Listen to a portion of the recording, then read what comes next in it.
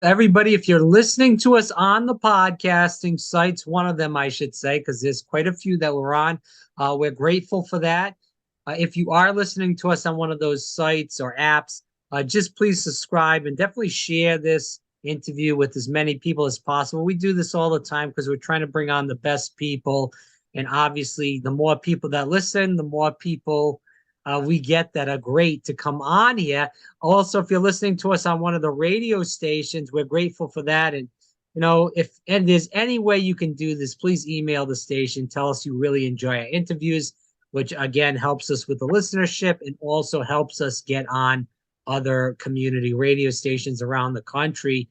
We are bringing the story of today's interview back to the state of Rhode Island, back to where I am originally from. We have a great author on. She's got two books out, one that came out in 21, I believe, and she can correct me if I'm wrong on that in just a moment, and one that just recently came out.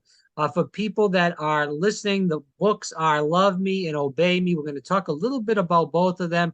Sharyn Haddad Vicente here on Fire, Breathe, and Rob. Sharyn, first of all, thanks so much for finally getting on here. I really appreciate it, and I'm looking forward to the conversation today.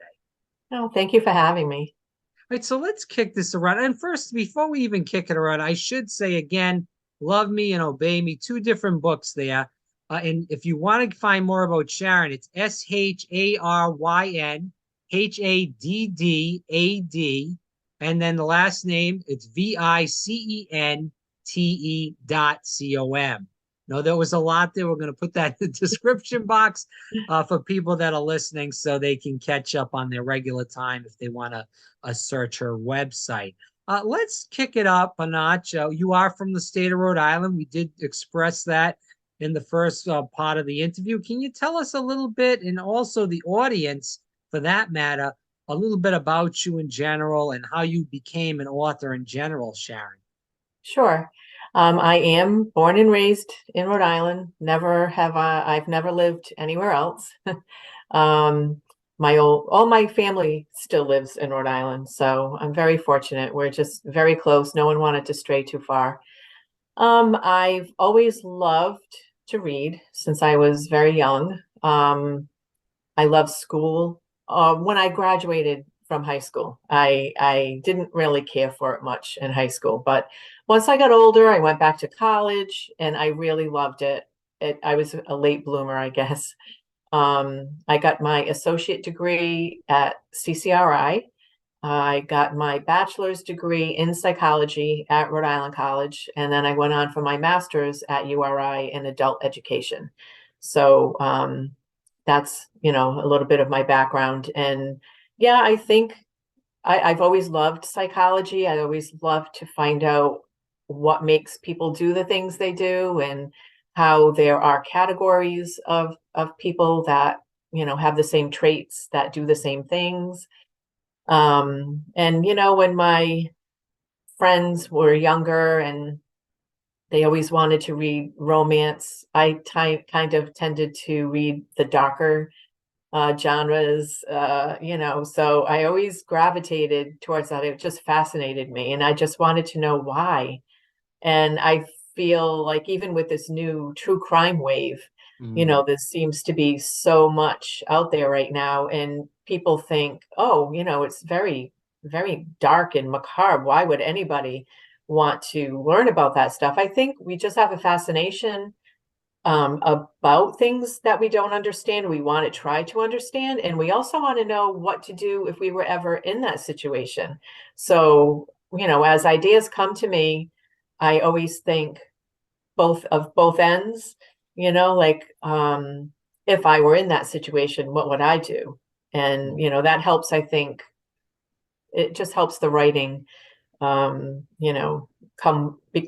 more alive and more realistic.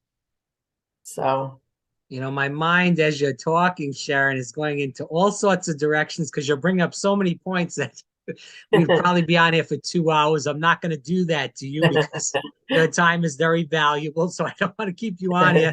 So we'll maybe save that for the end of the interview, but just keep going into what you're speaking about, speaking about psychology and studying that in college as far as that goes, and, going on into writing novels about that. Putting it this way, knowing how the mind works and studying this for so long, teaching this aspect, do you feel like that really helps you present to the reader an amazing novel as you've done twice now? Oh, definitely. Like I said, people have layers. What you see is only one layer. And I think in order to write a good psychological thriller, you really have to be able to peel those back and unmask the true inner self. I think we've all been fascinated with these villains who portray themselves in a manner where you actually have sympathy for them sometimes. Look at Tony Soprano, Walter White, Hannibal Lecter.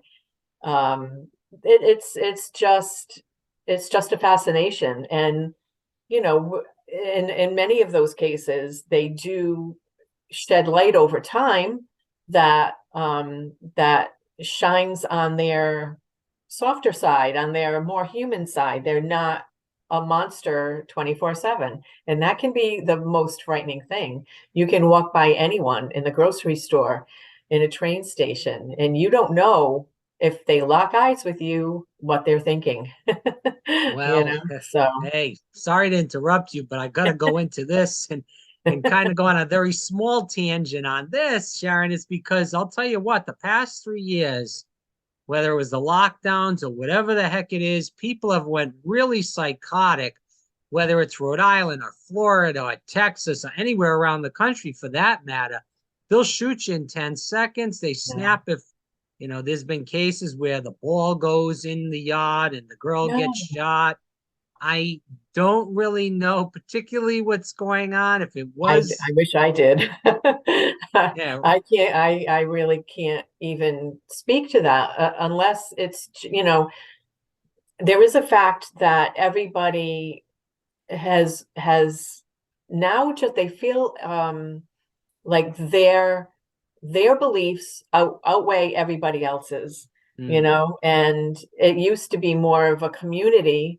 And I think since the shutdown, we were so isolated that people with borderline mental illness now are succumbing in numbers that the healthcare industry can't keep up with.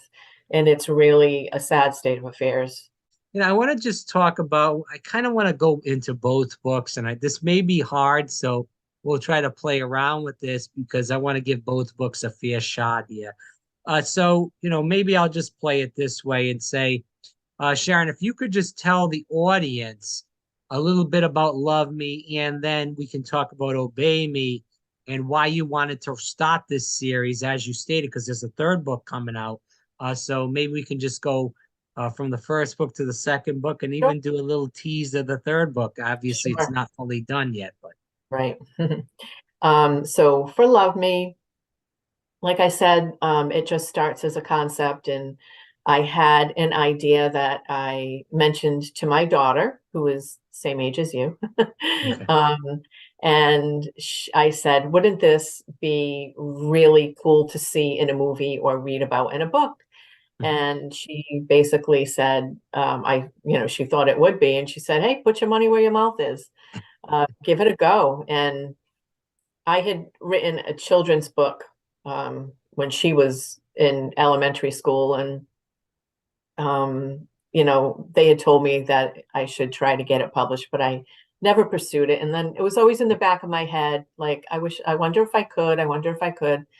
But so I sat down, and I think it was like in 2019, early 2019, and I started putting things together. It wasn't anything I had said, oh, all right, I'm going to start right now and hopefully finish in a year or anything like that. I just did it when I had time.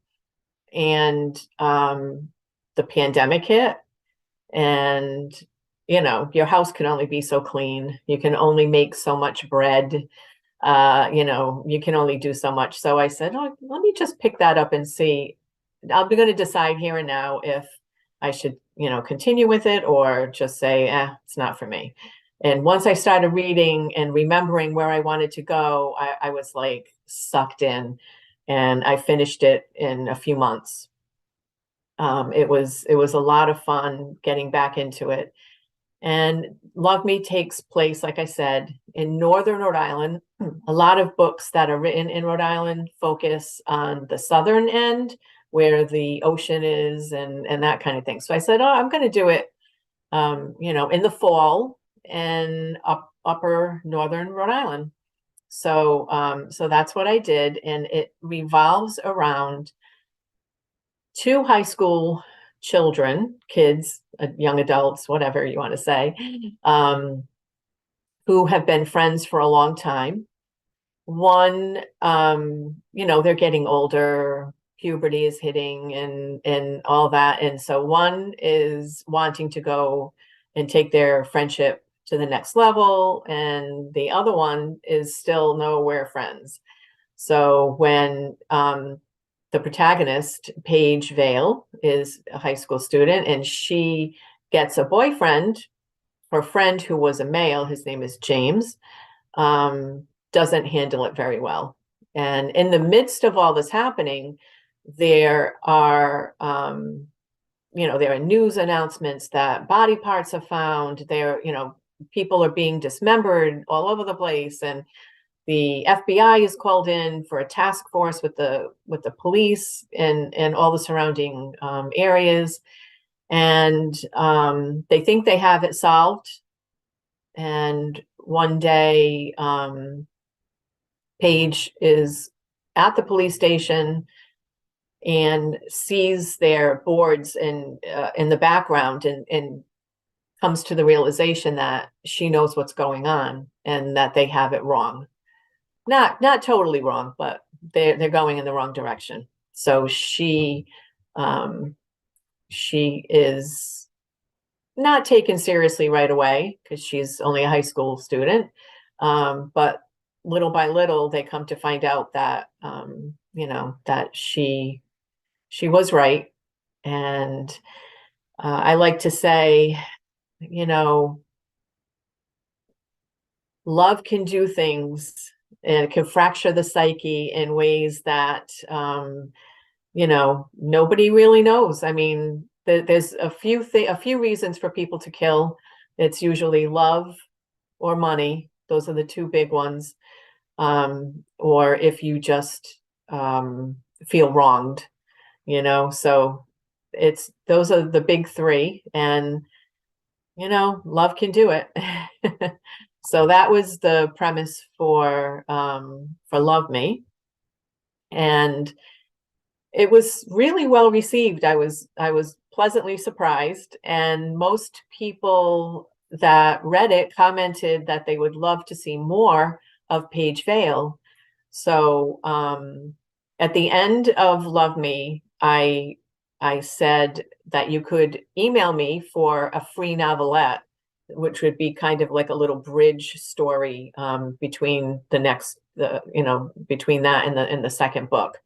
So that gave a little foreshadowing of what was to come for Paige. It was like how she healed after all these terrible things happening in her life, and what she was going to move on and become. She ended up going to school, and then went into the military, and then became an FBI agent.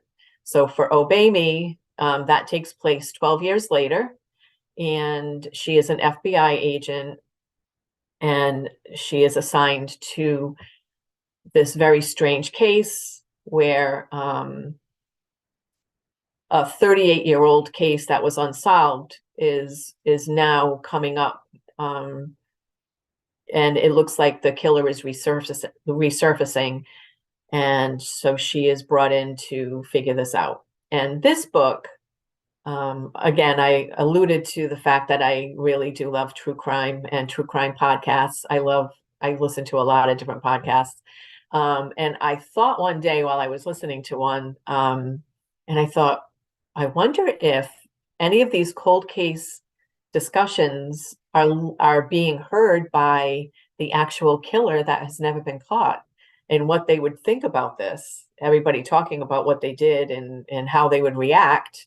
So that was pretty much the catalyst for this whole story to take place. So that was that's Obey Me. And like I So said, there are some Viking aspects and um, different things. no, I appreciate you telling, myself and also the people listening and viewing this online. My question is, I know again, you're in the early stages of the third book. We're not trying to give too much away, Sharyn, but could you just tell the viewers as far as what you have for the Sure. third book? So far, it will be Forgive Me, and it's taking place in California, and it revolves around a very wealthy media tycoon who is, not a very nice man. And um, there are people that have formed a group called the Network, and they are made up of people just like him who thought that they were very elite and could do no wrong, and would marry people.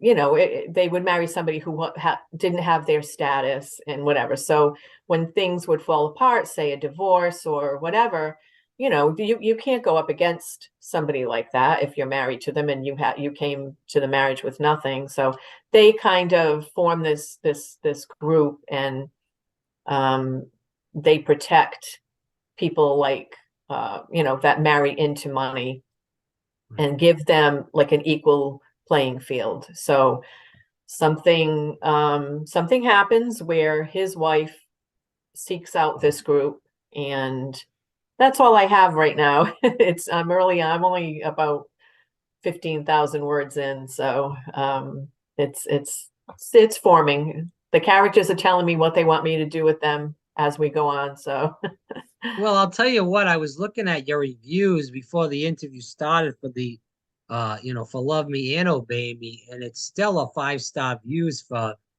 all of them, to be honest. It's yeah, pretty impressive. So again, thank people like what you're writing about. They like what they're reading. So keep up the great work. I thank do you. want to get into the last few questions here.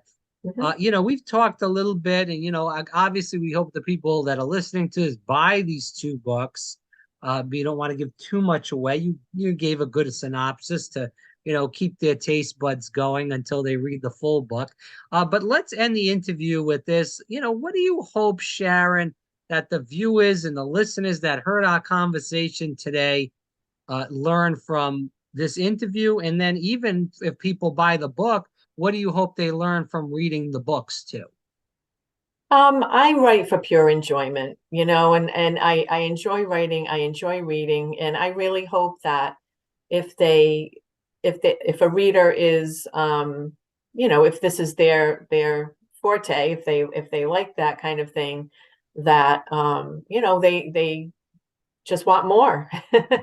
I like I said, I do a lot of research, so there is a lot of fact based in my stories, but I just want it to be for pure enjoyment. And I know some people think psychological thrillers, how could you enjoy, reading that stuff? But I do. So, and I know many people do. I belong to a Right. couple of groups that they're psychological thriller groups. So I know, and the best thing is, people just saying that they want more and they want the characters that I created to go on. That is just very rewarding.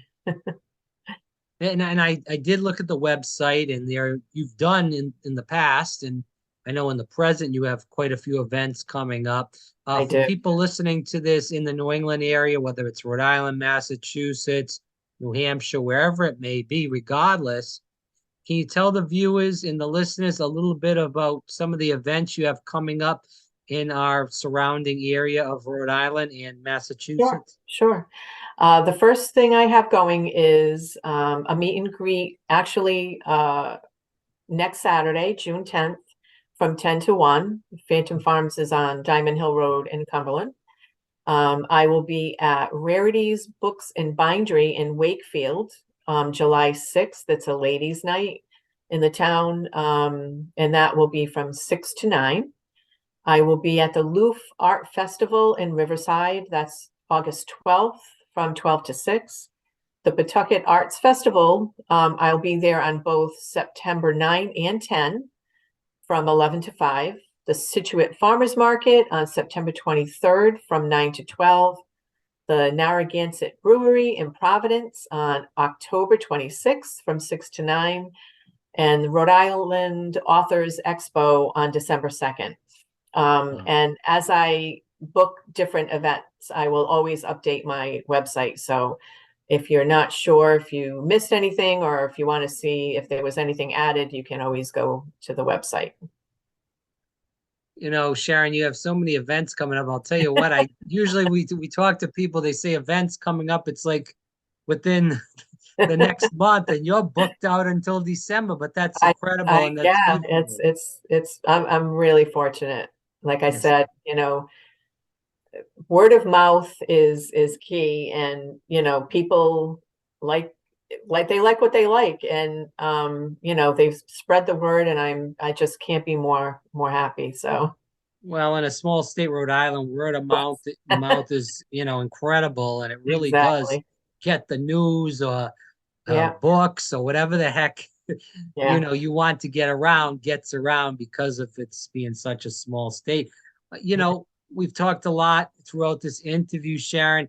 Can you just tell the people how they can find more about you? We've teased the website. You're more than welcome to tease that again. Anything on social media, Facebook, Instagram, anything like that, or?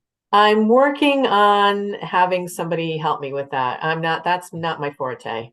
But right now I do have a Facebook author page on, but it's not what, you know, it's not the best. And I'm trying to have somebody get me into the book talk TikTok platform and update my Instagram a little bit better. And I'm really not the best with all that stuff. The marketing is it's a killer. If people want to find more about Sharyn, just go to SharynHaddadVicente.com. I got to read a little slow. I get a little too excited at times when I'm reading things and put letters in where they're not supposed to be. So we'll slow that one down for that.